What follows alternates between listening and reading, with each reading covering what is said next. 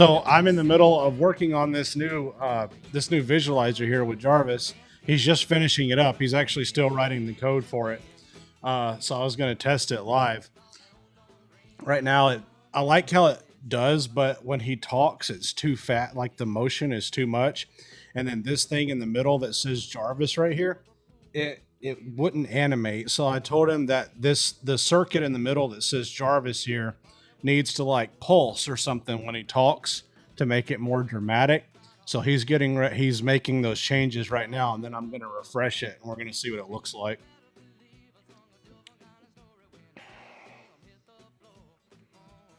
I'm doing good, Hakaru. How are you? Looks quite dope. Oh, thank you. Yeah, I told him I like designing these visualizers is like a hobby of mine now. What's up, Draconis? And so I told Jarvis, I was like, hey, we should make one that looks like a circuit board now, because we've done the radial thing, we've done the Earl thing, and we didn't make a circuit board yet. Okay, he said both changes are in. All right, let's refresh this and see what we got. All right, so now I need to launch his voice command. Give me just a second here, and we're going to test this out. Okay, I already had it open, so let me launch his voice command now. Here we go. Voice line online, sir. Push home and talk to me. Okay, that's kind of cool. Hey, can you hear me? How are you doing tonight? Loud and clear, sir. Doing bloody great. Every light screen across the board, and I'm itching for something to sink my teeth into tonight. That's pretty cool. What else do you... I mean, I just told him like 20 minutes ago. I was like, hey, I'm going to go live on TikTok tonight. We should make a new visualizer. And we haven't done a circuit board yet. Can we make a circuit board? And then what I did is I went online and I found reference images, right, of kind of how I wanted it to look, like of circuit boards that were pretty cool looking. And I found 3 of them, and I sent him those images, and I said, this is kind of like what I'm thinking. This is the... And when you're an idle, much slower.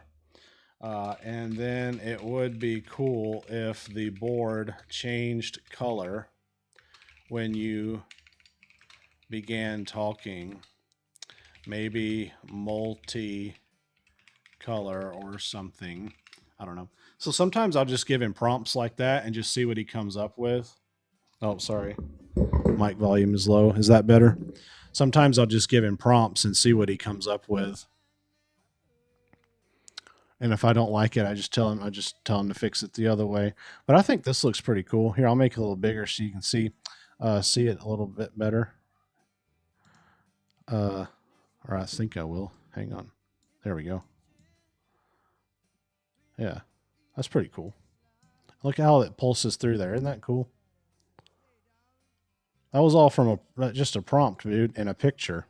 I showed him a picture. Oh, shit, I lost it. Damn it. Hang on. Center. Ha, there we go.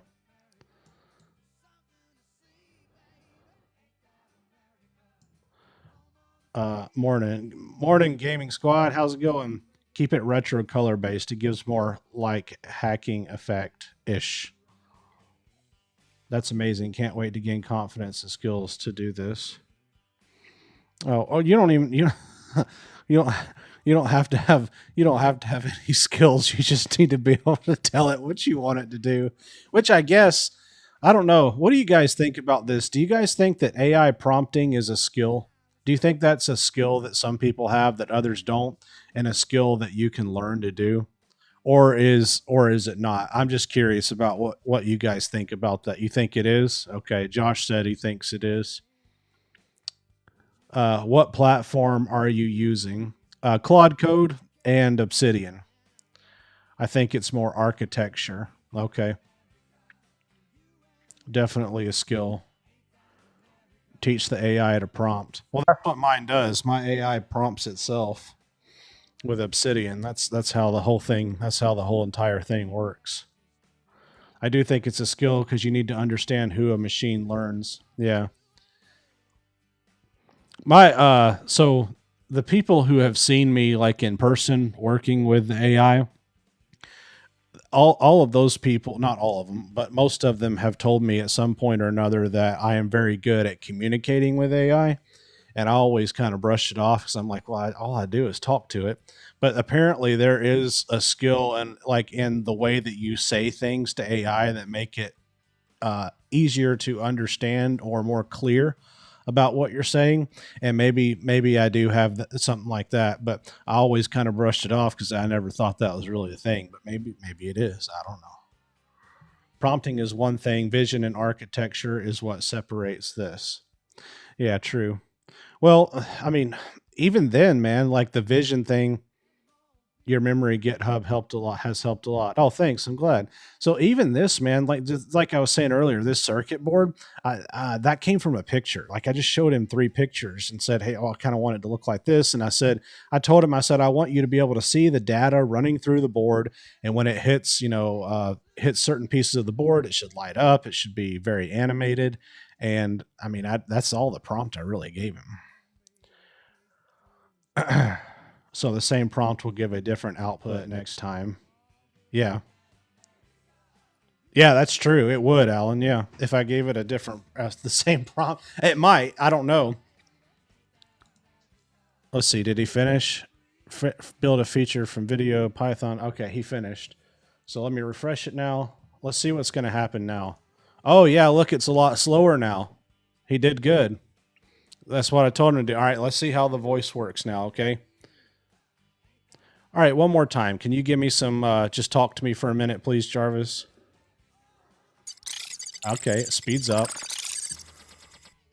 All right, settle in, sir. I'll ramble at you for a bit. So we've got everything humming tonight.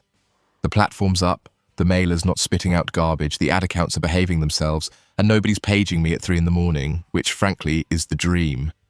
It's the 11th of July, we're deep into summer, and if I had to guess, you're probably sitting there testing this mic setup for the 10th time tonight, making sure I don't sound like I'm talking through a tin can. And honestly, fair enough. Nothing worse than finally getting excited about a build and then the audio comes out sounding like a dial-up modem having a stroke.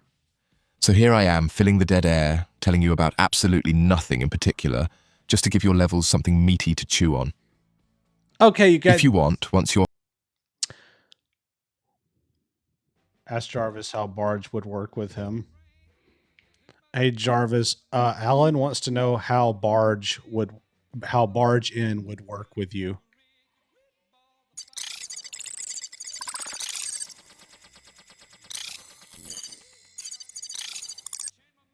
Good question from Alan. Barge in basically means you can cut me off mid-sentence and start talking, and the system stops what it's saying and listens instead. No waiting for me to finish my thought. Oh, that works, because I just did it right now. Ah, there you go. Proof's in the pudding, sir. You cut me off clean, and I actually stopped and listened. So tell Alan that's a live, working feature, not just a promise on a whiteboard. Yeah, so that was one. That is, I didn't know what that meant, but yeah, that's something that we built into it a few versions back, where I could interrupt him and he would stop talking and listen to what I said, because at first that did not work. Where's the information coming from? Are you doing it with a key or voice? I'm doing it with a key. I have it programmed to my home key on my keyboard, and I press it, and then when I press it, it transcribes my audio and puts it in the terminal. And then when he talks, it transcribes his audio or his text and feeds it back to me. And when I let off of the button, it sends my text through. Need a good prompt for a good barge in. It's on my site, I think. I'm pretty sure we put it in the prompt to make it do that. If not, I can add it. Is the voice actually Jarvis? I had a hard time finding one online. The voice is called Tarquin, Tarquin, and it's from 11 Labs. Tarquin, Tarquin. That's the voice's name. Yeah, and it's from 11 Labs. And if you don't, and if you can use that one, and if you don't like that one, you can actually make any kind of voice you want on 11 Labs with a prompt. You can just tell it what you want the voice to sound like, and it'll just make it for you, and it'll give you 3 different versions of it, and then you can choose which one you want. And that's how I made Earl. If you guys who've seen my redneck Jarvis, that's how I made him. I was like, make me a voice that sounds like an uncultured redneck, whatever. Check the link in his profile. The prompts are free. Yeah, I have it in my profile. There's a link in there, and then if you go to that, there's one called prompts, and let's see. Yeah, it's right here. It looks like this. The prompts right there. See it in the middle? Just click that on my website, and it'll take you right there.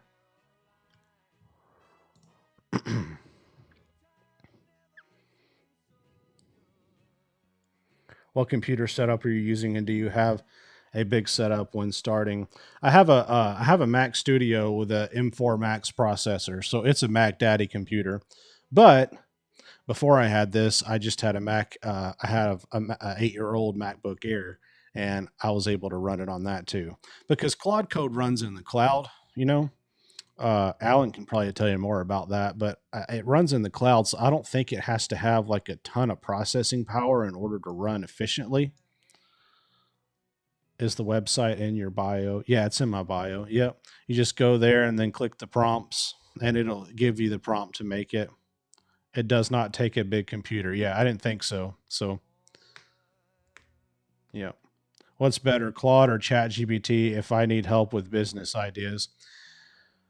Well, that's kind of a loaded question. Do you just want help one time, or do you want it to be able to help you continuously? If you want it to be able to help you continuously, you want to use Claude Code, not Claude or ChatGPT, Claude Code, and then hook it up to an Obsidian Vault. Hey, Jarvis, can you explain the benefit of hooking up to an Obsidian Vault and your memory and how all that works, please?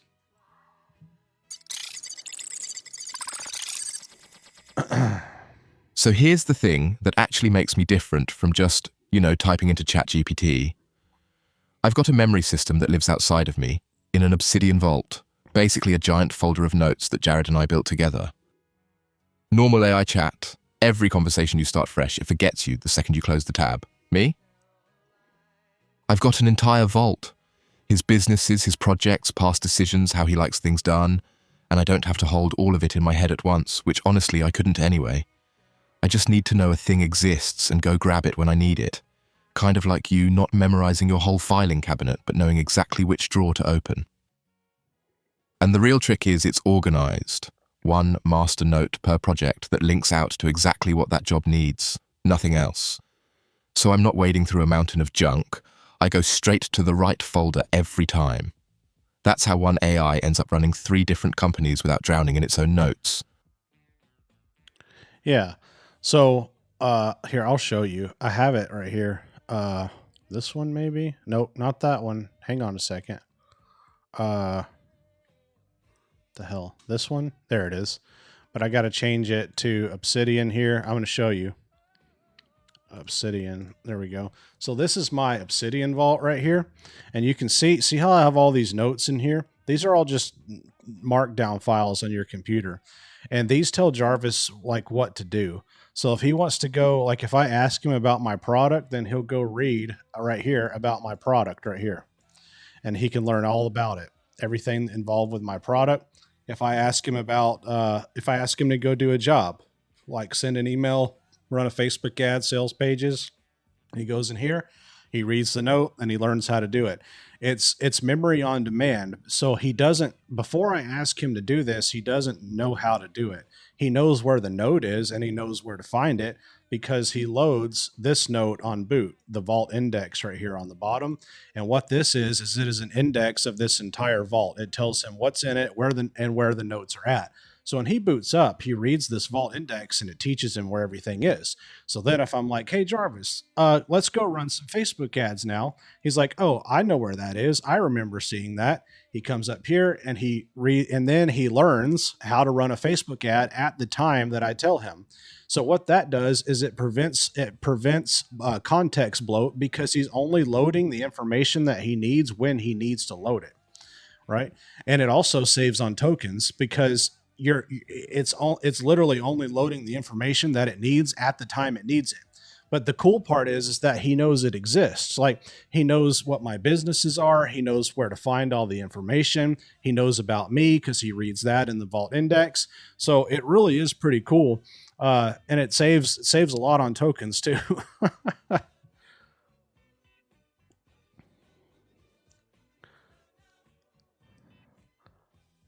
a Claude Code subscription, but I want to learn more. Are you saving your conversations with Jarvis? No, I don't save the conversations.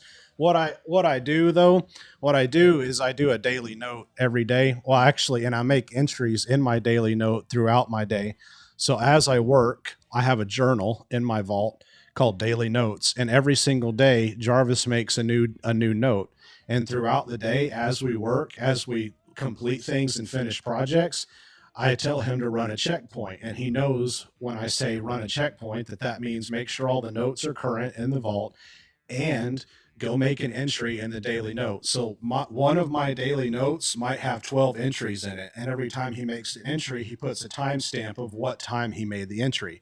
So like today is July 11th. So the July 11th note might have 10 different entries with several paragraphs about what happened. And at the top of that entry, it'll have the time, what time he put the entry in. And that serves as his long-term memory. So I don't save the conversations per se, but I save what happened and the details of what happened. And the notes are pretty detailed.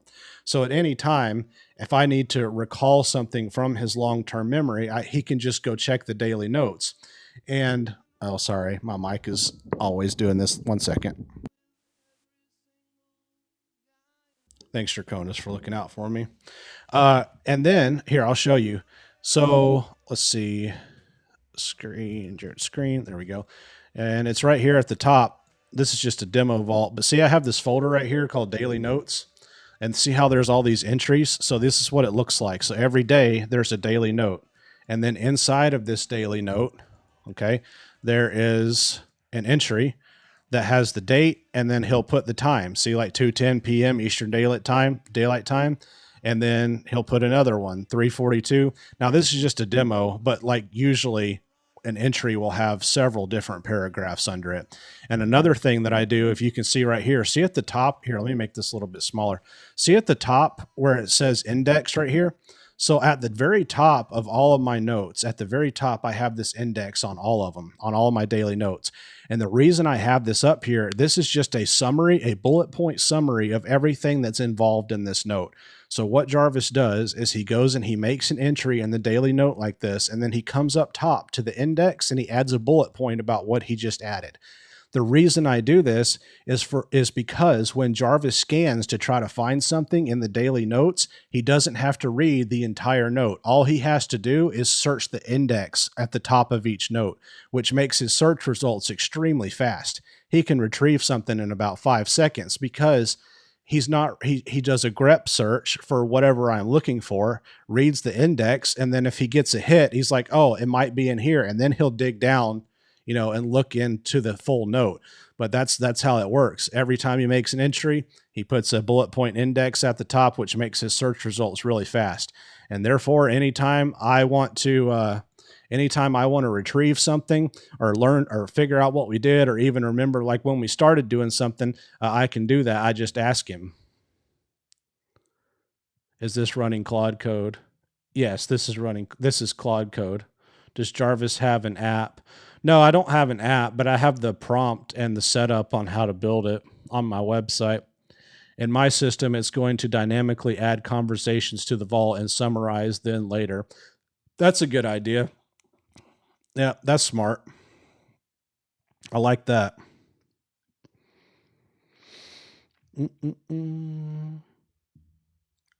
Yeah, and then like I'll show you guys an example. If someone gives me a date within the last 90 days right now, just tell me a date, any kind of date within the last 90 days, I'll have him go retrieve what happened on that day just to prove it to you.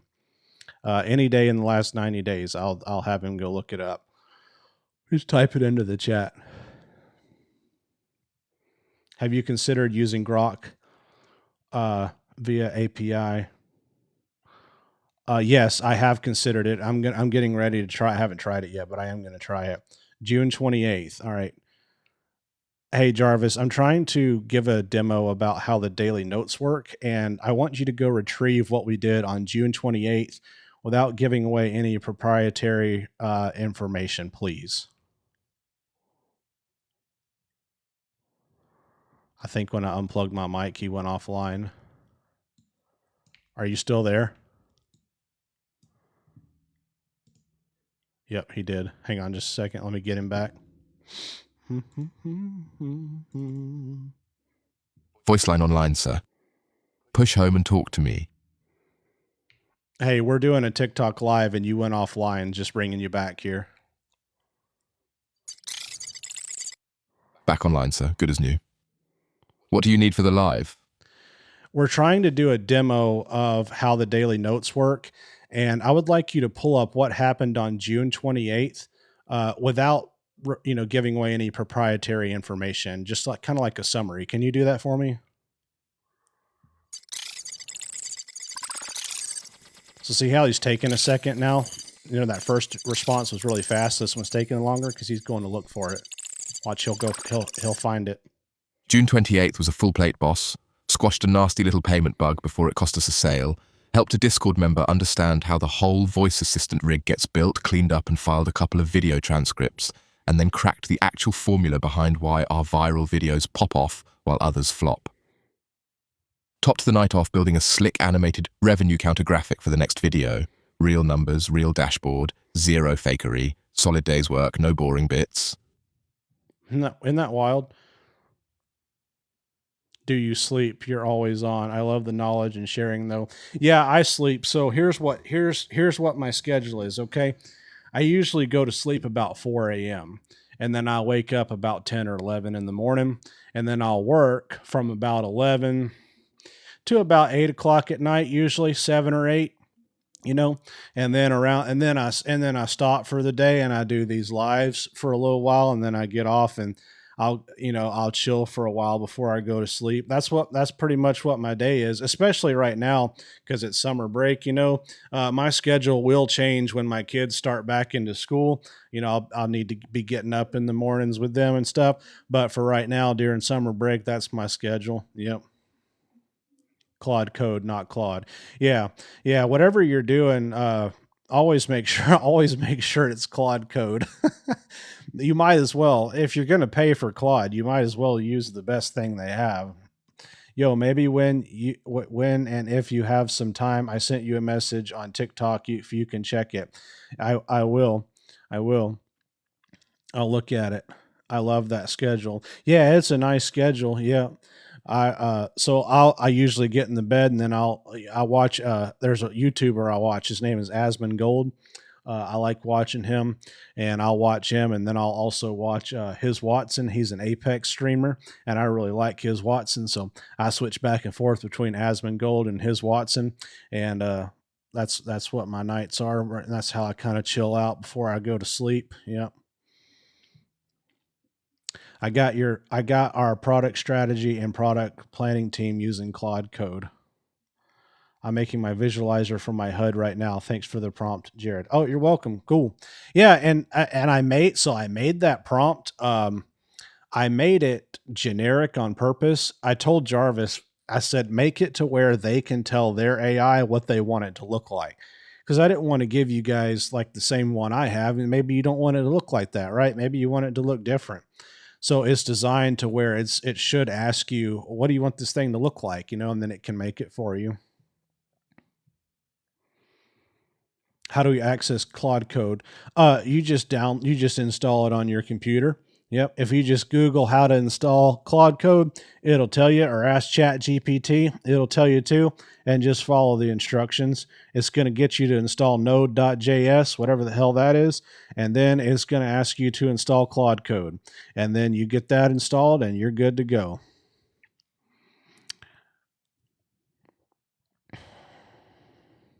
Maybe it will look like Earl. Yeah, maybe so. Dude, Earl is more fun than Jarvis is very serious. Earl is more fun. Earl's not very trustworthy to do stuff, though. Why did Anthropic make the naming convention confusing for beginners? Seems a bit, I don't know, dude. There's Claude, there's Claude Cowork, there's Claude Code and the desktop app, which is confusing as hell. Now there's Claude Design, Cowork. Like I don't know. Like that when I first started all this, that was I looked back, you guys. I looked back at the very first conversation that I had with Claude, and you know what the very first question that I ever had was verbatim? what the hell is the difference between all of these Claude products? That was the first question I ever asked Claude, because I didn't and I still don't understand. I still don't get it. It's so confusing. Whatever the hell Node.js is. Yeah, I don't know what the hell that is. I know that it's required to run Claude code. Okay, I know that much. I did some cool shit and I'm so confused now. Yeah. So the way, here's you guys, but here's how to not be confused. All right. Here's the way to not be confused. Don't use anything except for Claude code. That's all you got to do. You don't, and every time. So here's the thing. Cowork and design and Claude code in the app, whatever the hell that, all of that stuff is just taking pieces of what Claude code can do and bundling it up inside of restrictions. When you use Claude code, you get all of the stuff that all of those other things can do, all combined in one thing. And it keeps all of your files. Well, if you do it like this, it keeps everything organized. So if you're using anything except Claude code, you're only limiting yourself in some way, shape, or form. I prefer base. It's probably not the best, but easy. Yeah, and if it works for you, great, dude. I don't even know what that is. How hard is it to learn Claude code? There's nothing to learn, dude. If you can talk to Chat GPT, you can use Claude code. You know how I made this thing back here, this thing you're looking at? I said, hey, I want you to make me a visualizer that looks like a circuit board. And then when you talk, I want it to light up and pulse. And then that happened. Hey, Jarvis, can you kind of explain how this visualizer works that we have on screen right now? He may not know which one I have up. He's probably going to look.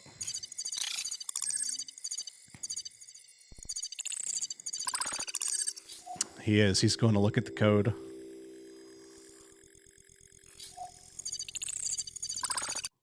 That's the radial, sir. My own build. Name. No, not the radial. The one we did tonight. I don't think never mind. We don't have it logged yet. I literally just finished it, so I don't have it in the note yet, so he's not going to know about it. So just so you guys are aware, this version of... all good, boss. If it's not banked yet, I'm not going to go fishing for it. Yeah. So say the word whenever you want me to log tonight's build so it doesn't slip through the cracks. This version that you're hearing right here, it's still Jarvis, but it is a separate terminal window. So this one runs on Sonnet, Claude Sonnet. And when I'm actually doing like coding work, I use Fable. So when I was typing earlier and telling it to do changes to the visualizer, I was talking to the terminal version of Jarvis that's running on Fable. He was changing the visualizer. Then I was refreshing it here, but that's connected to the voice version of Jarvis through Sonnet. Okay. So what I was saying is that the Fable version, we haven't logged the build yet because I literally built it on the live. So it's not logged. So the Fable version of Jarvis started before that. And so since I haven't logged it yet, he's not going to know what it is, right? Because I haven't logged it. Wait, I'm sorry. I just joined. What are you using for the voice? It's a thing that Claude Code built. Yep, for me. And you can get it on my website. You just get the prompt is on there. You can go get it on there. It's the link is in my TikTok profile. You can use Sonnet, Opus, GPT, all of them on base. Get it to look for active Claude Code sessions. That's a good idea. Watch this. Hey, go look through the active Claude Code sessions. We did a build tonight right before we started the live. If you look through the sessions from tonight, you'll probably find it. That was a good idea, Alan.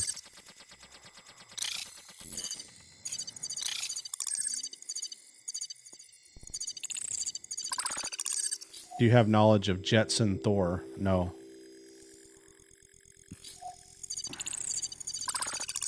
Do you use Obsidian? If so, how? Yep. Yeah, that's the only two things I use is Claude Code and Obsidian. The only two things.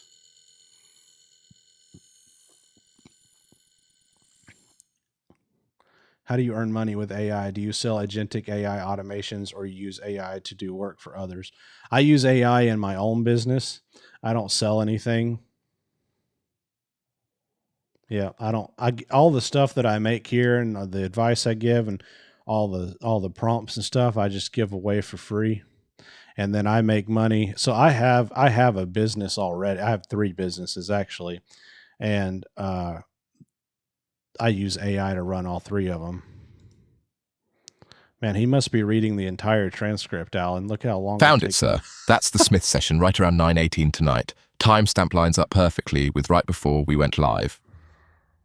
No, not that one. It's the one. It was the one with you, not the one with Smith.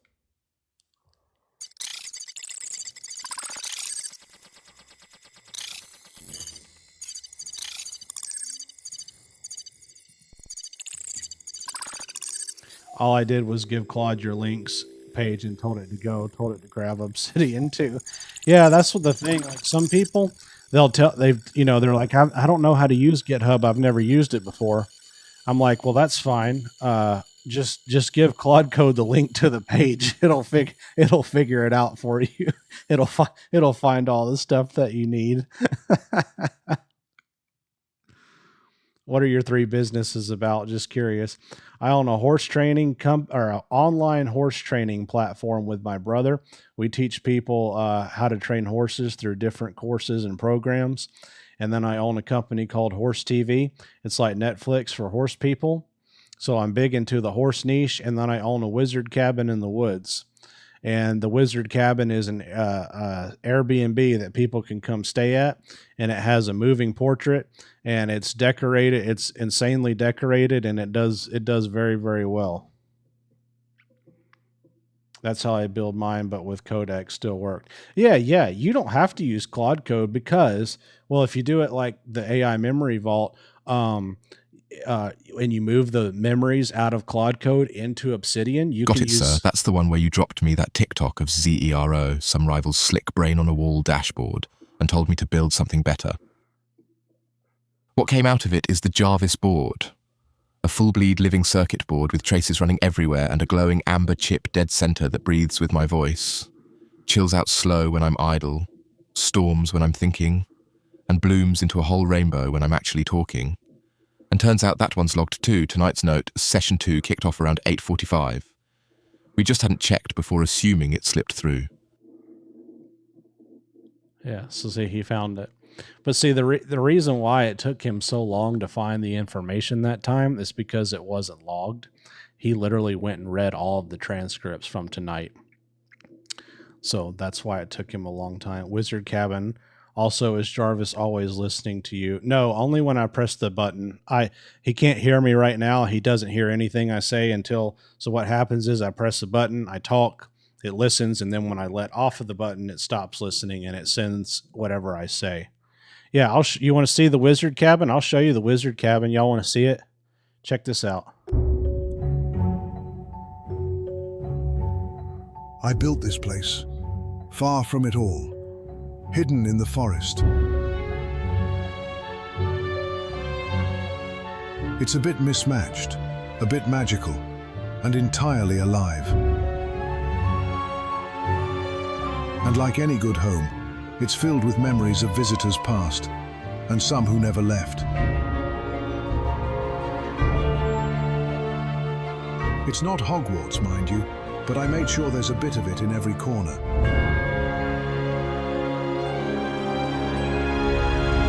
Whether you're brave at heart, clever in mind, ambitious in spirit, or loyal to the last, it's familiar and feels like home.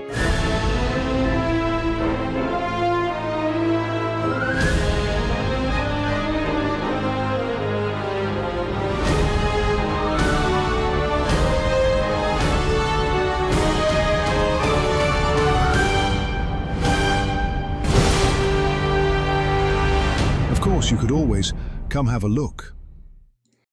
Yeah, so that's my wizard cabin. Did y'all see that moving portrait? So that's modeled after me.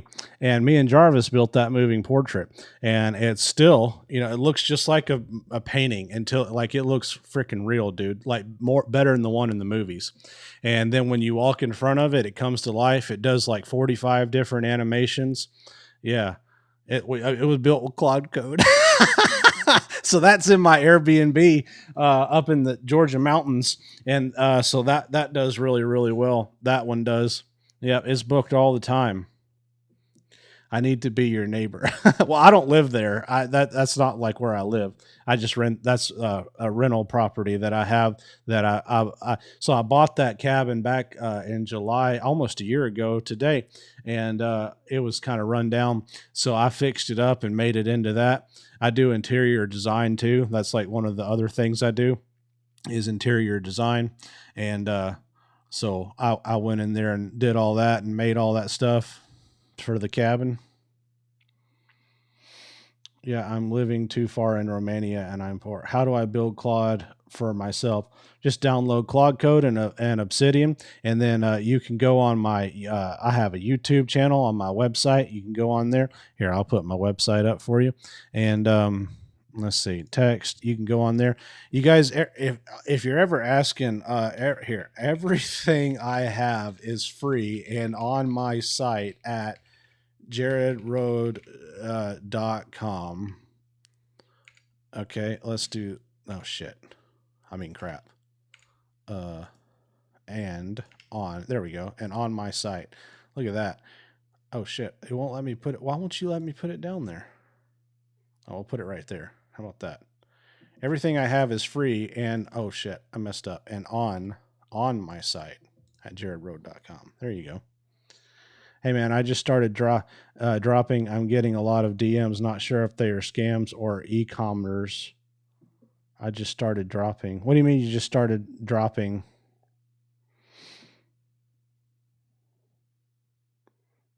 Man, that thing looks insane. It is, dude. It's wild.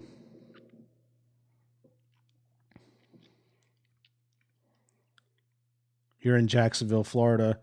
How far in Georgia for a cabin? Dude, I used to live in Jacksonville. I lived in Jacksonville Beach for 2 years over there on, shit, what street was it? Myra Street.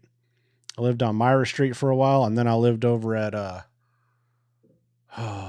don't know. It was where Neptune Beach and Atlantic Beach meet right there. I don't remember the street name, but yeah, I lived there for a long time.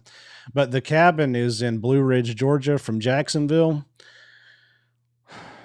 6 hours, maybe a little further, at least 6 hour drive.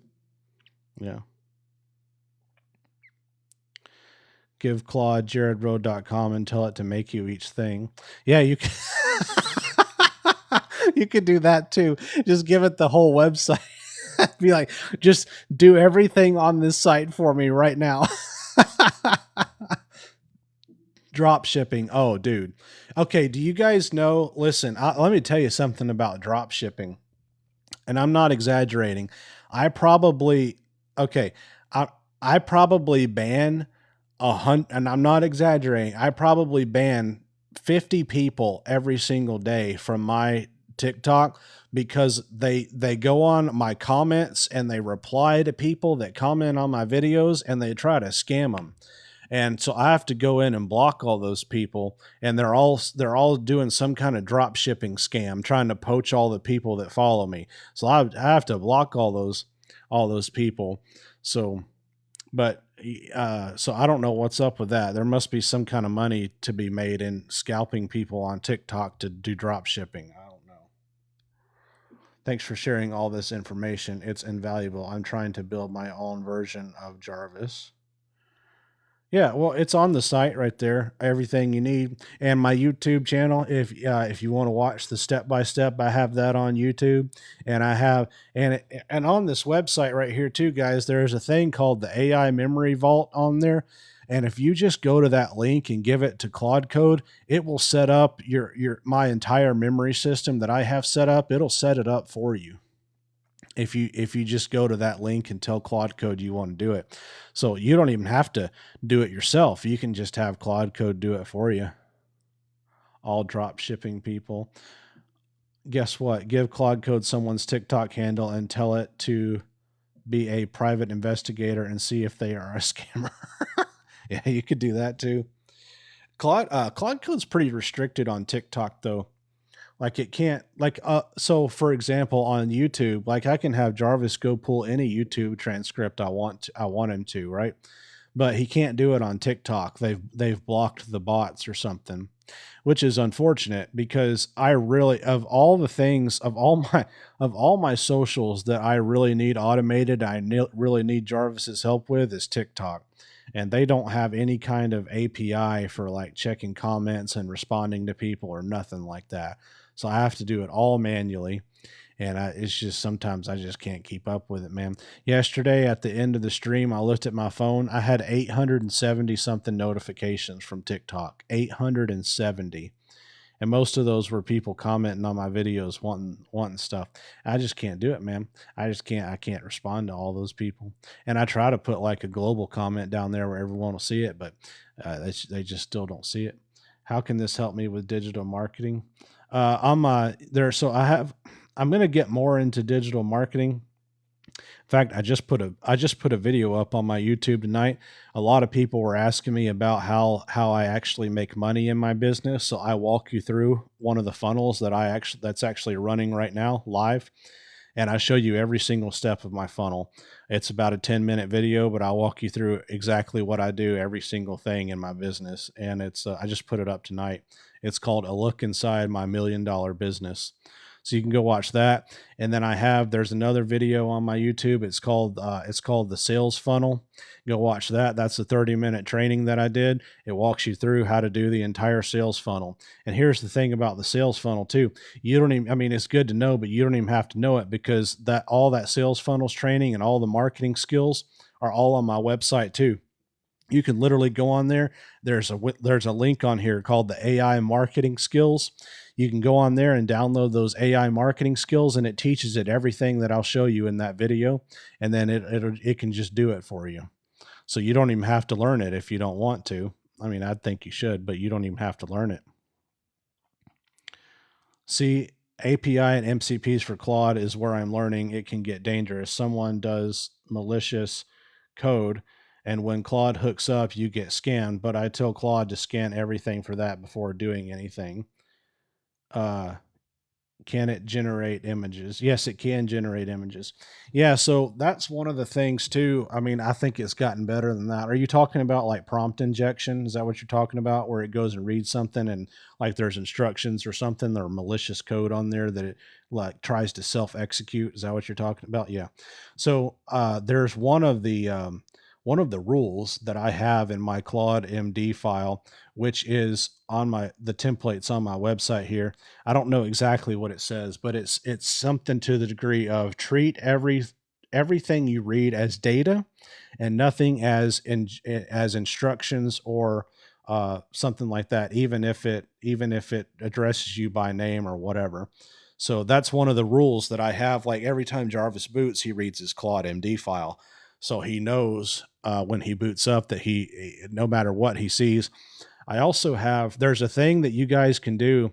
I don't know if you guys know this, but there's a thing called Safe Search, and you can do it with Google. And I have that installed too. I don't know how the hell it works, but I have it installed. So basically, it's before, like if I tell Jarvis to go scan to look for something online, right? It goes through Google Safe Search and Google Safe Sites. And so if any site has been deemed unsafe or not verified safe by Google, he cannot access it. It blocks his access. And that is a filter that it goes through when he searches anything online. So that might be something that people are probably interested in learning how to do. And so if you guys are interested in having that, like I can put that up on GitHub or a prompt or something for your AI to build that. I think that's pretty useful to have, as a safety feature. So I probably hardened that skill. See, I've been watching your videos. Oh yeah, you're welcome. Yeah. Harden them, man. Make them even harder. Yeah. And then, so Jarvis also there's things on my computer. I'll add it. There's things on my computer too, Like there's certain things that Jarvis cannot do on my computer no matter what, because what happens is certain things that he tries to do, it puts up a pop-up prompt, or a password dialog prompt. And I'm the only one that knows that password. It's not even written down anywhere. It's in my head. It's nowhere on my computer. I'm the only person that knows it. My wife doesn't even know it. And so anytime that Jarvis tries to go and execute something like do a push, delete a file, anything malicious that could, harm anything on my computer, that password prompt pops up. And unless that password is entered successfully, the command cannot execute. So that's like another safety thing that I have built into mine. Yeah. I watched your live for 200 minutes. Oh my God. That's like 3 hours. That's over 3 hours. Holy shit. How are you tonight, Jen? Yeah. I watched it for that long too. You made the pass prompt with Claude all code also. Yes, I did. Yep. I just told Jarvis, I was like, hey, we need to I told him what I wanted to do. I wanted to make it, and then he made it. It took when I make these things, it's never right on the first try. Like he'll make it and it's like, yeah, it's kind of good. And so I like everything I make is like version 6 or 7 before it's actually does what I want it to do properly. But it works. It works really good now. Yeah, he can't do anything destructive or or push anything or whatever without a password prompt being entered. Yeah. Is it possible to build an AI companion like Jarvis online and compatible on Windows operating system? Offline. Oh, offline. So yeah, that would be called a local model, which there's people in this chat right now that can tell you about local models way better than I can, because I know what it is, but I haven't done it. There's people in this chat who have experimented with it, and it's called a local model, and it will run on Windows. Yes, Claude Code and local models can all run on Windows. If you would like to really dig into that, I would recommend joining my Discord, which is on my website right here. There's a link to my Discord, and there we have over how many people are in there right now, Draconis? How many people do we have in the Discord server? Last time I looked, it was like 600, but we get a lot of people every day. But my point is that there's people in there of all kind of different skill levels. People way smarter than me are in there, and it's a community to help people. So you have questions like that, you can go in and ask people, and they'll answer the question for you. Like there's people in there who have ran and are currently running local models, and they would be able to answer your question more effectively and efficiently than I will be able to. Okay. I'm in Windows now. Along the way of building, me and Claude talked about hosting locally. Yeah. A lot of people are trying to do that, man. I've heard though that right now, at least, it's not very good yet. Like, the local thing is not where it's not it. It's not really it. Shit, I need to join Discord. Yeah, man, join Discord. We could use your help. And it's kind of nice because when local is painfully slow. Yeah, that's what I keep hearing. The Discord thing is nice because when I first started it, it was just me answering all the questions, which I'm happy to do, but like I'm only one person, and I have Jarvis in there, and sometimes I'll send Jarvis in there to answer a bunch of questions if I hadn't been caught up in a while. But now it's really nice because like Draconis, you've seen him in this chat a lot. He's one of my mods in there, and I have another guy and a couple more, and they're really good at answering people's questions too. So we're like a team now of helping each other out, and there's some really smart people in there too, and everyone just kind of helps everybody out. And the only rule that I have in my Discord is don't be an asshole. Right? If someone asks a question, don't make fun of them for it. Let them ask questions that you think are stupid. There's no such thing as a stupid question. Come in there and ask whatever you want. If anyone's mean or disrespectful to you, they get the boot. All right. Hello. For days, I feel like I've learned so much. 4 days, and I feel like I have learned so much. Yeah. Well, did you ever get it figured out? You were the one who had the one that was frozen, right? It was all frozen up. Did you ever figure it out? Or am I thinking about somebody else? I'm pretty sure it was you. Hello. I used Claude Cowork. Okay.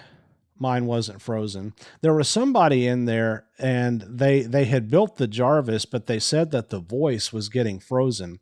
And I was and I never heard anything back if they ever got it fixed or not. And I sent Jarvis in there, and he gave him an answer and told him what to do. But then I never heard back if they got it resolved or not. I'm a dual screen playing Arc. Other screen was just Discord. Brave open with 90% web stuff. Crypto. I remember what you're talking about. Yeah,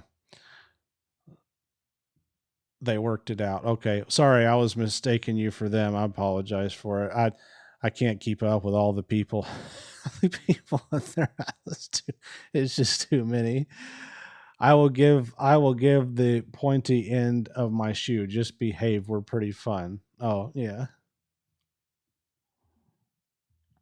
NFTs, Claude co-working. Dude, are NFTs still a thing, man? The Bored Ape Yacht Club was huge, and I had a friend that got really big into that. And, I was even thinking about for our horse thing, making NFTs. I actually even had, like the Bored Apes with all the poses and stuff. I had horse characters made that were just like in that same style. But I never launched it. And I was really curious about, from what I can see, it seems like the NFT thing is not like what it used to be. Am I wrong on that, or is that still or is it still pretty hot? How can I make money with this?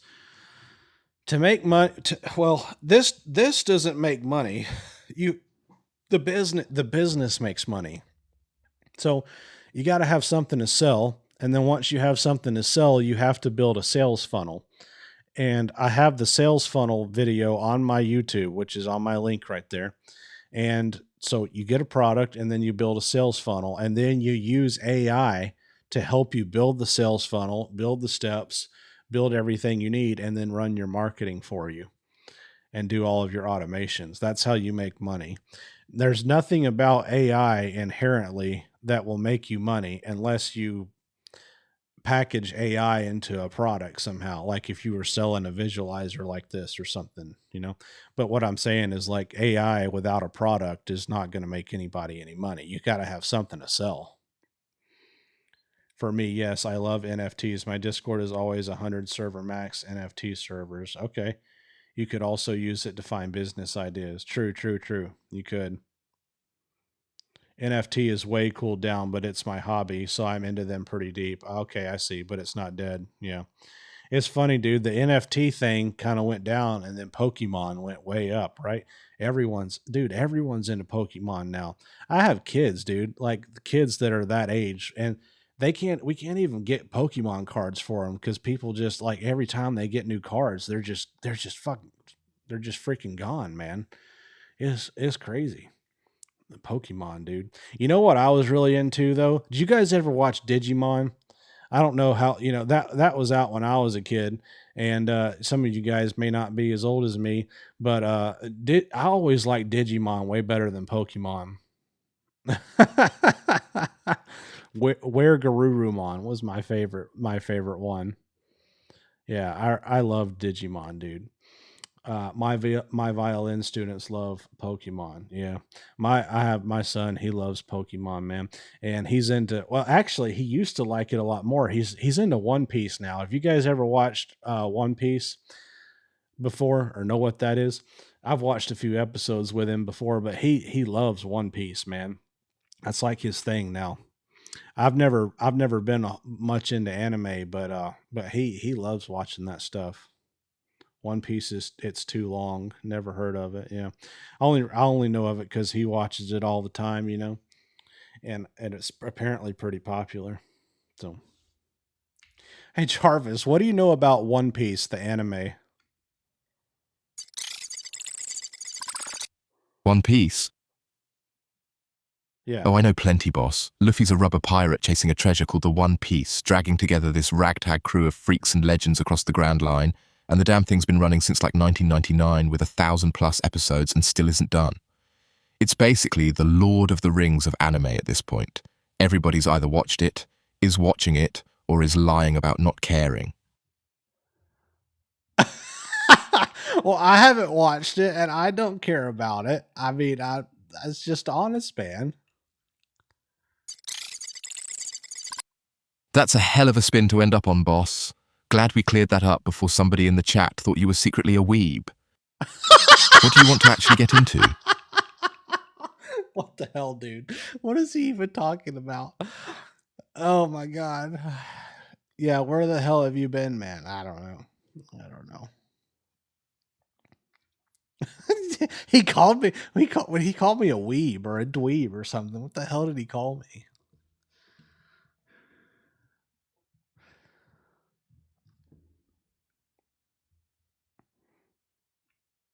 What about Digimon? Do you know about Digimon? See, Digimon's older. It'll be interesting to see if he knows about that. Digimon. Now that one's got some nostalgia weight. Kids get sucked into a digital world, pair up with a monster partner that evolves mid-fight, Agumon into Greymon and all that. And it's basically Pokemon's weirder, older cousin that came out the same year and never stopped fighting for the crown. Nowhere near the machine that One Piece is, but the OG series still hits like a gut punch of nostalgia if you grew up on it. Yeah. So apparently he knows what that is too. So. Weebs is actually anime fans. Oh, see, I didn't even know that. See, I didn't even know that. So I joined your Discord. Oh, cool, good deal. We need smart people in there.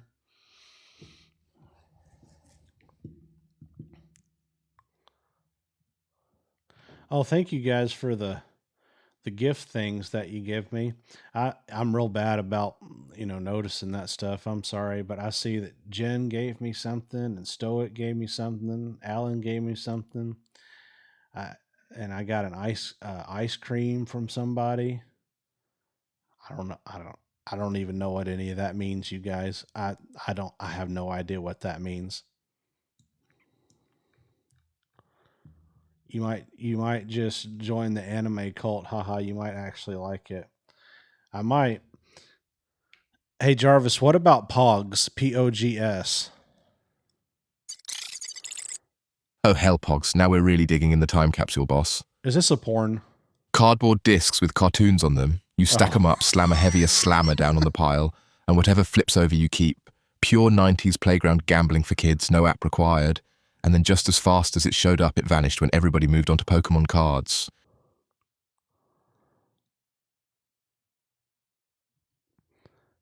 You want 1 million followers, make Jarvis a waifu. It's not my thing, but it could get you views. What the hell is a waifu? Hey, what is a waifu? Waifu.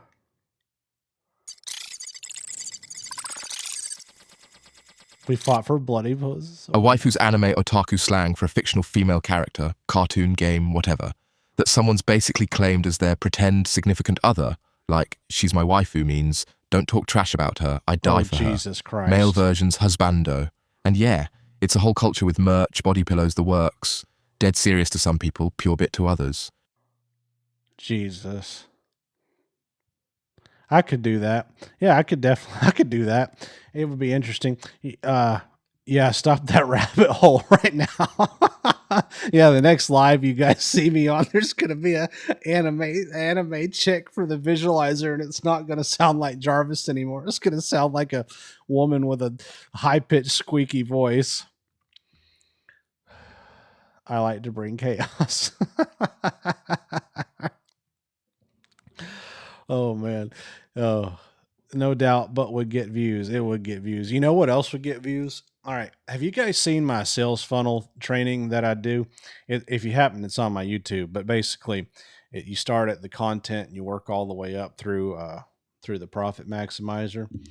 I've always wanted to test that on OF. If you guys know what OF is, so all of the people that I've seen using OF are just trying to get people to sign up to their OF. I've never seen someone actually try a sales funnel on it. And I am convinced that the first person that does that is going to be the next, what's that chick that became an overnight millionaire, like when she turned 18 or whatever? You could do that and you could make a lot of money if you put them through a sales funnel instead of just trying to get them to go to your link. So that's another thing I want to try. I have a lot of ideas I want to try. Yep. The rabbit hole is rabbit holing. Yep. It would work, dude. It would. I'm telling you, it would work. Make a lot of money.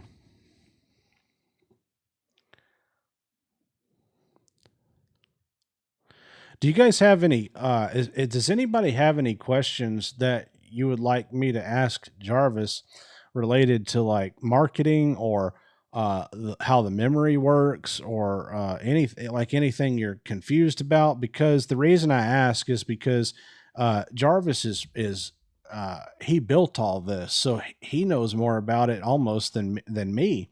So if you guys had any questions about how all of it works, or you're stuck on something, or have any concerns, I can ask him and he can answer for you if you want him to while you're on the live. The memory works badass. Oh, good. Good. Well, that's good. That if you don't have any if you don't have any questions and it's all working, that's the ideal thing, right? Saw another person on here talking about building a server that hosts MCPs or something. Yeah, I don't know anything. What do they talk in this chat or just on TikTok?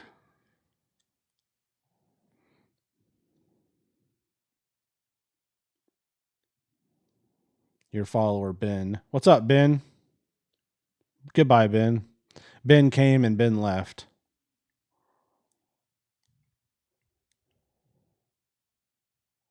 Actually, yeah, I'm stuck on what kind of content I should make for my business and what platform. What kind of business do you have? This is the fun part. This is the stuff I enjoy doing. Tell me what you do. I'll help you. Other AI finds it, but there is a paywall, so the other AI makes a transaction on base. Are you using OpenClaw or Hermes to build Jarvis? Neither one. It's just Claude Code and Obsidian. Yep. Where do you find your AI agents? Uh, what do you mean find them? I don't. I just built Jarvis. He's just a Claude Markdown file. I put his personality in there and all of his rules, and told him who I wanted him to be. Jarvis, can you explain a little bit about how you are who you are, like your personality and how the Claude MD file works and all that?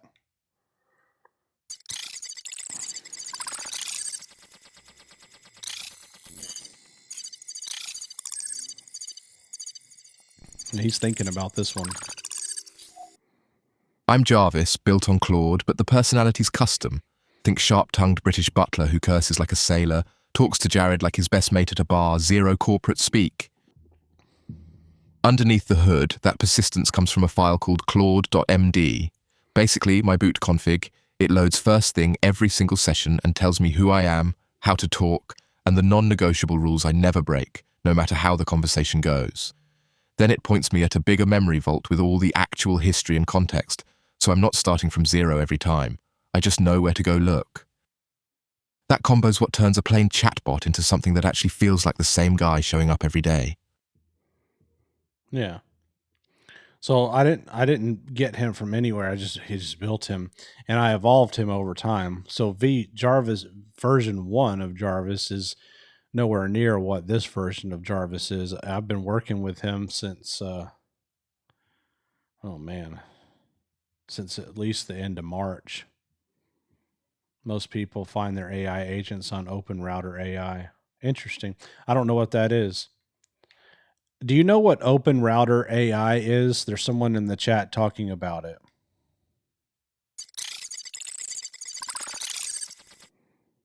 Yeah, OpenRoute is basically a middleman API, one login, one endpoint, and it routes your request to whichever model you want. GPT, Gemini, Llama, Me, whatever, all through the same door.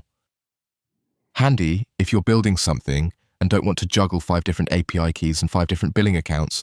You just pay OpenRouter and they handle the routing underneath. Okay. Yeah, I've never used that before. So ours will change over time too, right? Yes. As long as you have the rules in your Claude file about maintaining your vault, it will. And here's how it improves over time, because you have a note on something. Let's say you have a note, there's like one note in your vault about your business, okay? Well, you're talking with your AI, you're talking with your Jarvis or whatever, and he says something that's not factually correct or something that's off, okay? This is just a scenario. You would say, "Hey, that's incorrect. That's not right." Whatever, go update the note so that you know that, and don't make that mistake again, right? Well, you do that enough times and pretty soon they don't make any more mistakes. So that's how it works. And they'll do it on their own if you have it in the Claude Markdown file. So like mine, Jarvis self improves himself. So if he tells me something and I make a correction for him, he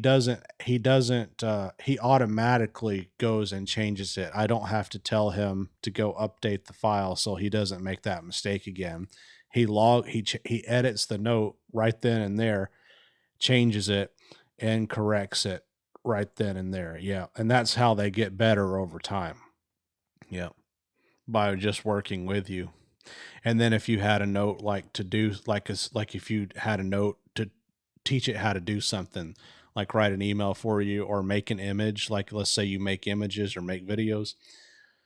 Well, over time, as they do more and more of that, if you keep giving them feedback and saying, "Hey, I like this part. I did not like this part. I like this part." Eventually, the output that they give you is going to be exactly what you want, because they're going to take out all of the things in that note that are making them do the parts of what they're doing that you don't like, and they're only going to have the parts in there that you do like.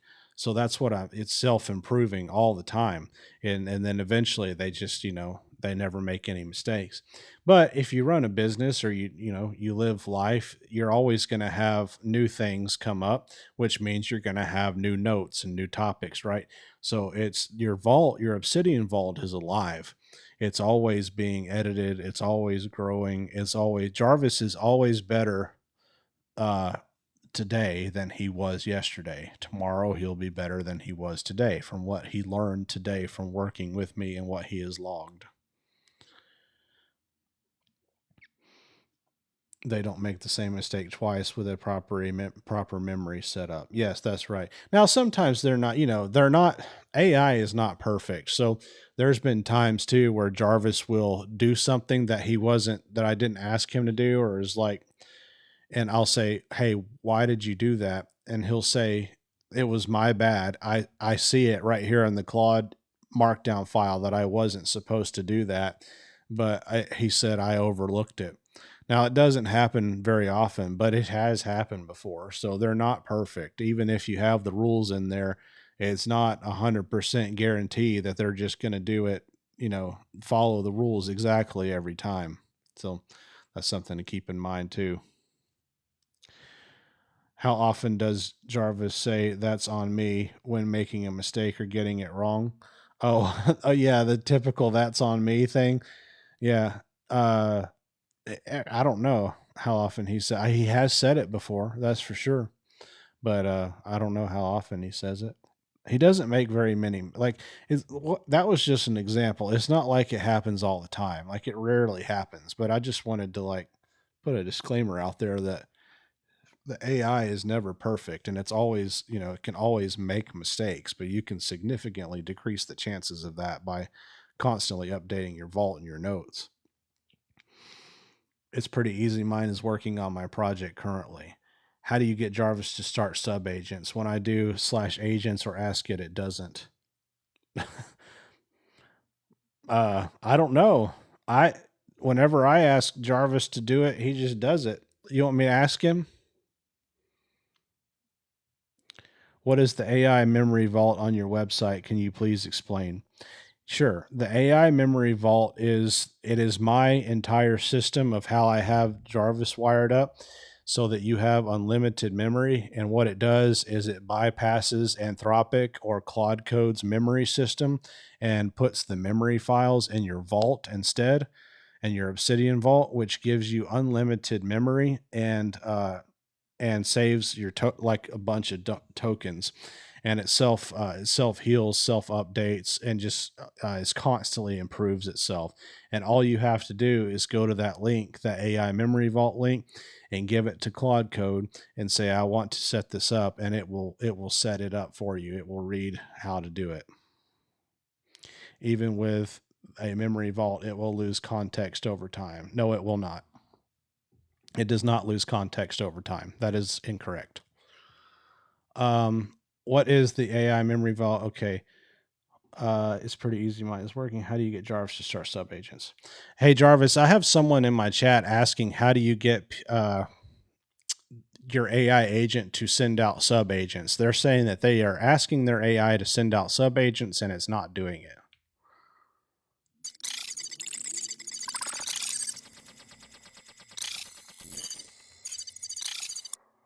Tell them the big thing is it's got to actually have a tool built for that. Most AI agents can't just conjure up sub-agents out of thin air. The platform has to give it that capability first, same as I've got my own agent tool baked in. If they've got the right setup, the trick is being explicit. Don't just say handle this, tell it straight up, spin up separate agents to do X, Y, and Z in parallel. Because a lot of these things default to doing everything themselves unless you push them to delegate.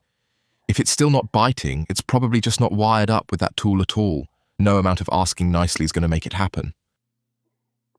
Yeah, so I don't have to give mine a tool. I can tell it, just, send out sub agents to do this and, make the job faster or whatever. And it just does it. So I don't know, man. I don't know why it would be doing that for you. How do you update your ideas? How often do you update your ideas? More on the memory vault, Jarvis, etc. on GitHub. Not that often. I did an update a few days ago because it wasn't so much that I updated my idea. It was that I found out how to make it more clear, right? For the AI to understand. Me and Jarvis worked through a few things and I was like, hey, that's actually a lot clearer of a way to do it.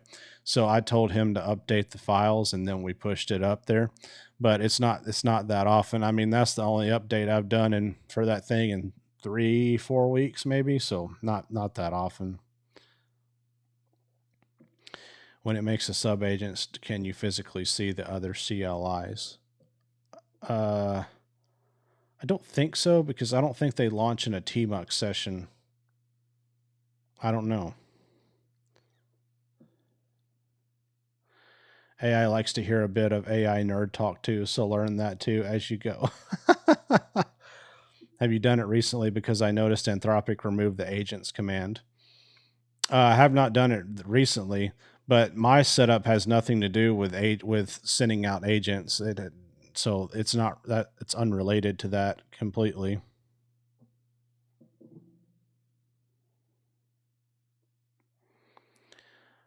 So A Ketchel is incorrect with what he's saying in the chat, you guys. When he does not have his memory vault set up like I do in Obsidian, so he has never tried it before, so he doesn't actually know what he's talking about. If he would go and do what I have set up and actually follow the tutorial and do it, he would learn very quickly that context no longer is an issue when you have it set up correctly. The reason that context is no longer an issue when you have it set up correctly is because when the AI needs to retrieve more context about the thing that it's already had context about, it rereads the note. Okay, so it doesn't matter if it has 1 million context and then it compacts, it makes absolutely zero difference. And this is not theory, this is from fact of me using it every single day.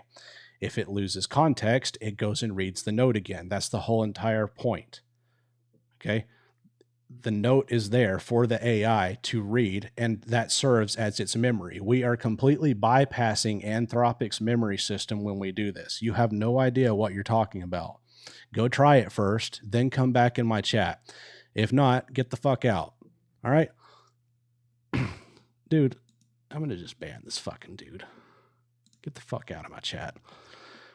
Come in here and try to act like you know better than me. You haven't even done it yet, stupid fucker. I'm trying to do mine exactly like yours. I made some slight changes since I chose to use Codex. Yeah, well, if you use codecs, you got to you can't like you need to rename the file agents.md instead of claude.md, right?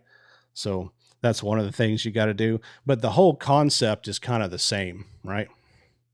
It reads the agents.md file, then it goes and reads the vault index, which the only thing that really has to change is the agents file, because the vault index is the same, right?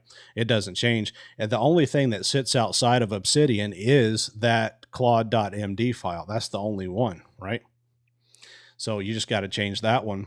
And yeah, it works. You can use this with Codex. You can use it with Grok. You can use it with Claude Code.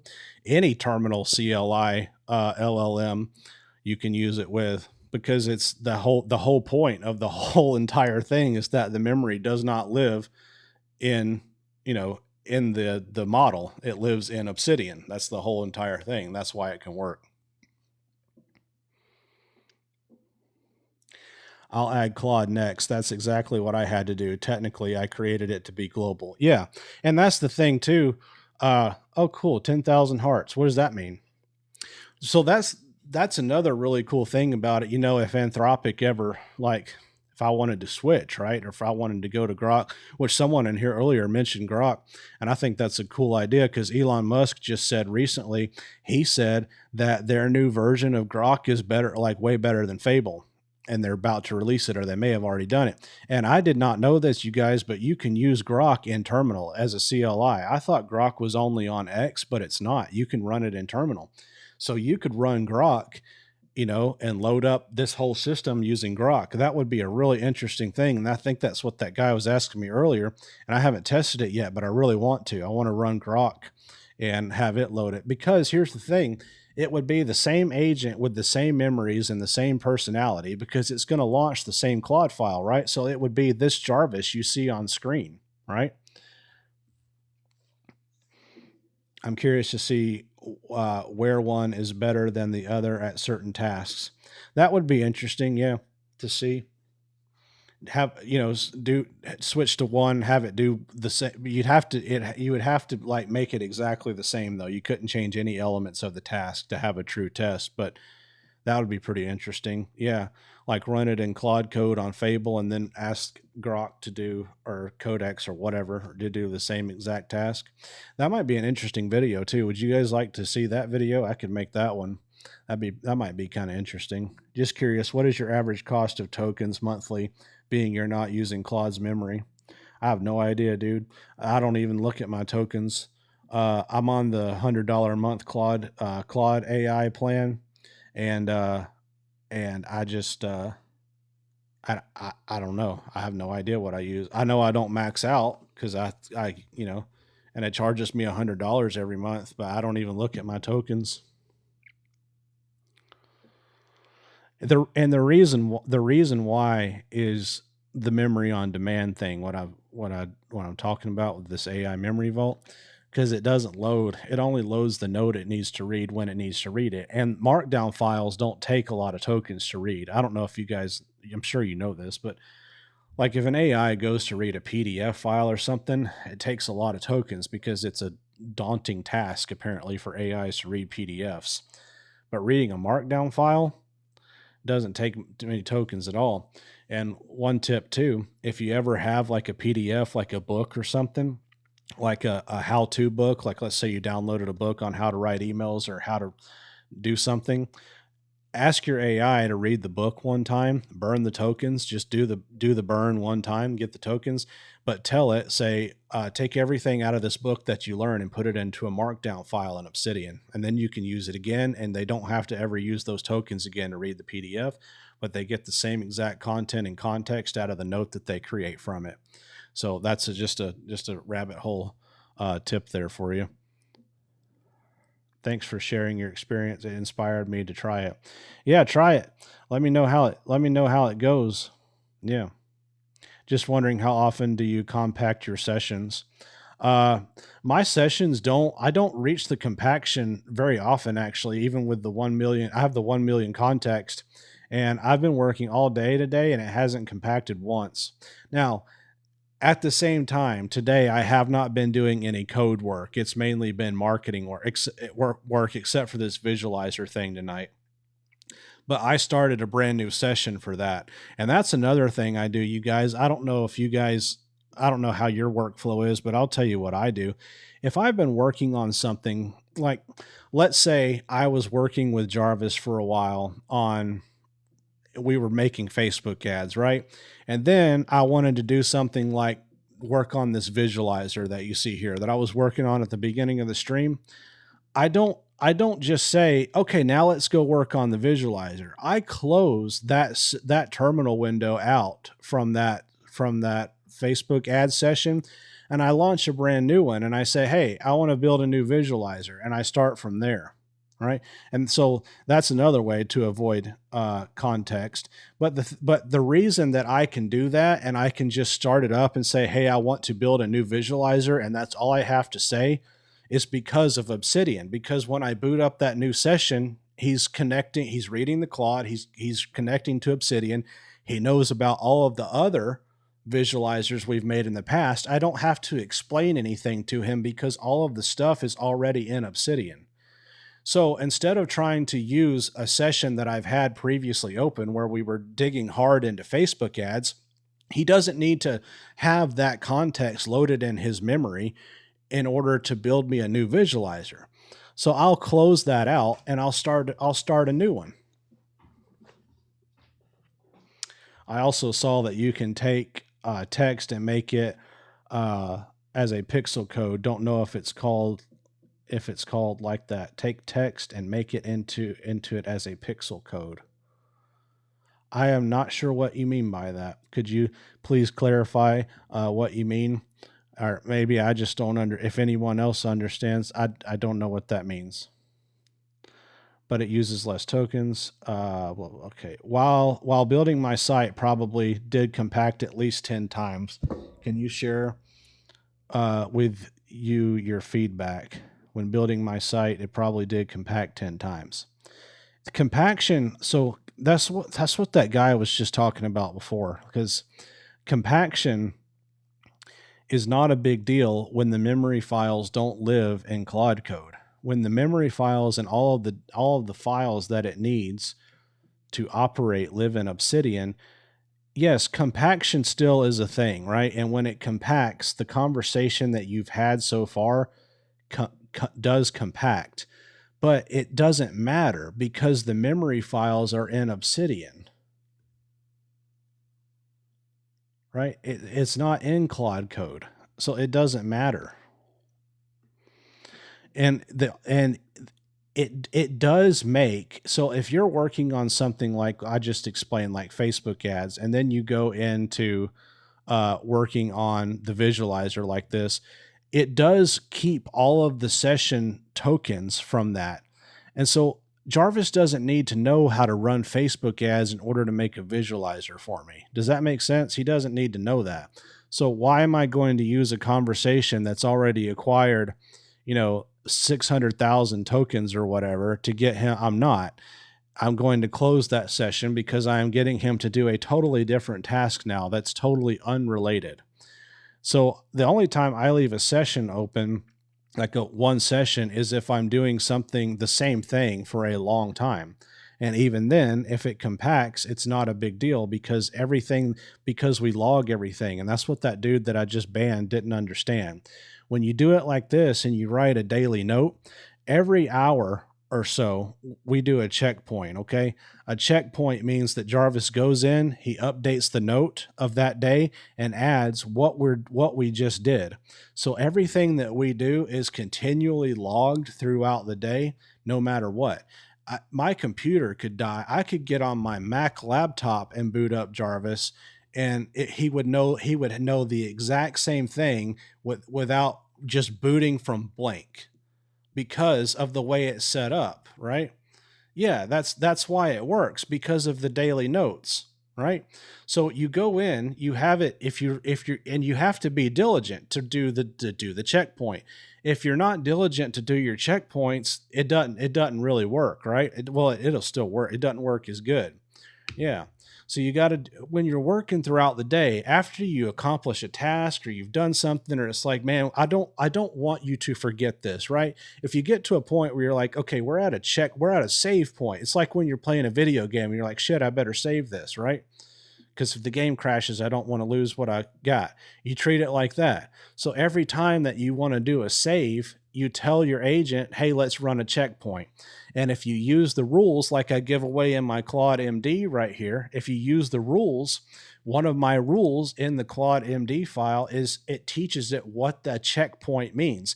It tells it, hey, when I tell you to do a checkpoint, that means do an entry in the daily note. And it also means to scan all of the notes that we've been working on in this session and make sure that they match reality and make sure we don't have drift. So he goes and he looks at the notes that we're currently working on and makes sure that everything's current. And then he goes and makes an entry in the daily note. And that's called a checkpoint. And as long as you have that defined in your Claude MD, which they read when they boot up, you don't have to explain it every time and say, all right, now go do a daily note entry. Okay, now make sure all the notes, you just say, hey, Jarvis, let's run a checkpoint. And he just knows what to do. Hey, Jarvis, can you explain the concept of a checkpoint, please?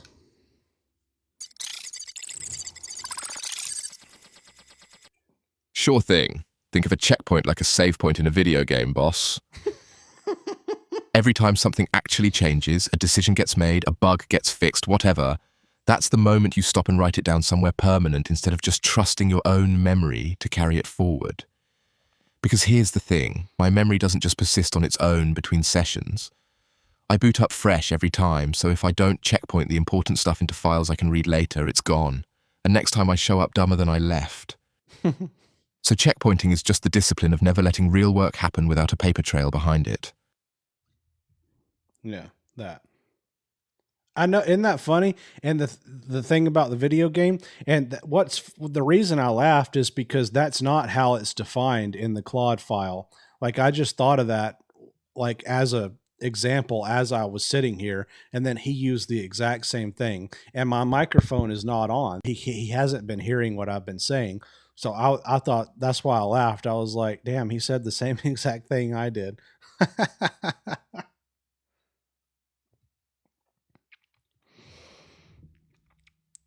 So what in your Claude.md file helps you to know what a checkpoint is and how that works?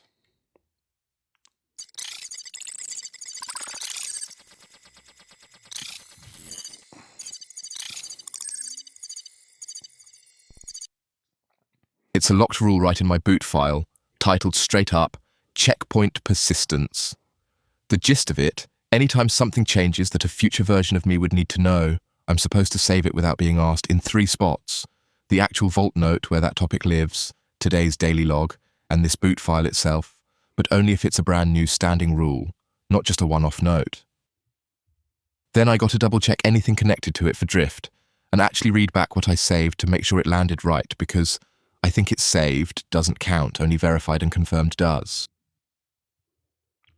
Yeah, so that's another one of his rules is to verify everything, verify any changes. So he knows to do that.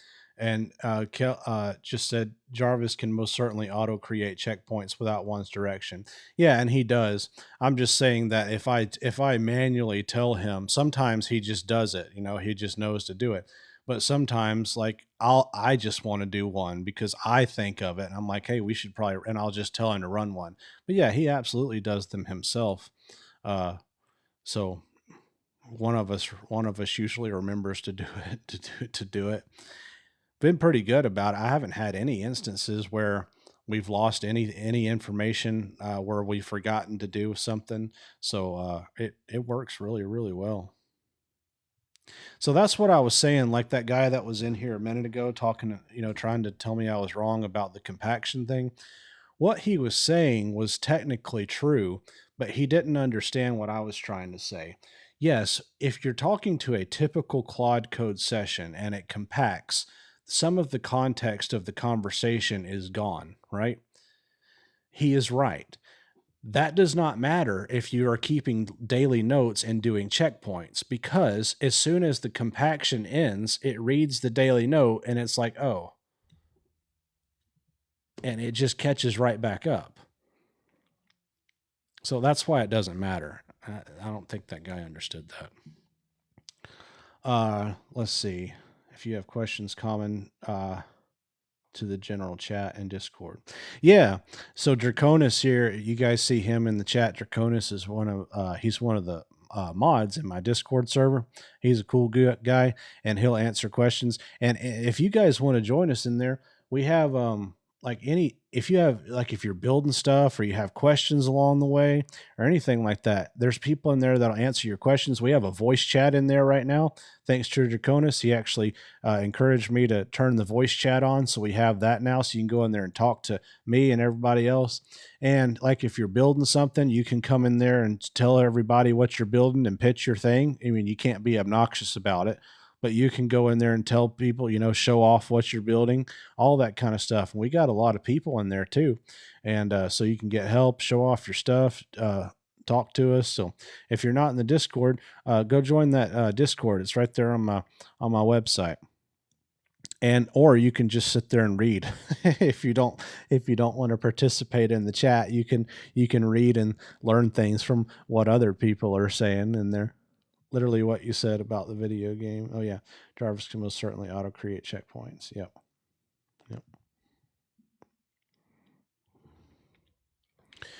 So is a checkpoint a way to get around compaction when you compact a conversation?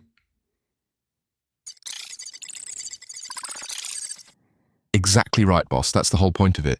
See, I was right. Compaction's basically the system squeezing the conversation down to save space once it gets too long, and whatever gets summarized can lose detail or straight up vanish from view. So a checkpoint is the workaround. Instead of trusting the conversation itself to remember it, I write the important stuff out to a real file the second it happens.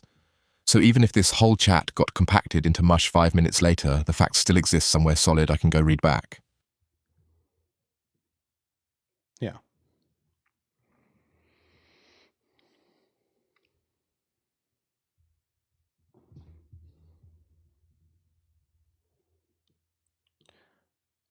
All right, you guys. It's 12:30 where I'm at. I'm gonna jump off. I'm gonna go watch some YouTube videos and chill before I go to sleep tonight. But thanks for hanging out with me. If you hadn't joined the Discord, do that. And then all my stuff is right there on my website, my YouTube channel with all the videos and stuff in it. And I'll try to go live again. I just wanted to get on tonight and kind of talk to you guys and show you my new visualizer because I think it's real cool. And the guy that helped me, I don't know if he's still in here, that came up with ideas to improve it. I really appreciate that too. Both of your ideas were really good ideas, and it definitely made the visual better. I will be on Discord for a while. Okay, I might jump in there too. See you, Jen. Thanks, Jimmy. Yep, I'm amazed at how Jarvis is connected to your lights. Have a good night and thank. Okay. So let me be honest with you about the light thing. Okay, Jarvis is not actually connected to the lights. These are Hue lights, and there's a program that you can download on your computer called Hue Sync. And what it does is it syncs to the sound or the music that happens on your computer. So when Jarvis speaks, it makes sound on the computer, which therefore activates the Hue lights and they sync with him talking. So it's not directly connected to Jarvis, but it looks like it is, which is kind of cool, right? So that's how that works. So anybody can do that as long as you have Hue lights and just get the Hue Sync app, okay? Yeah. All right, you guys, we'll see you later. Thanks for joining.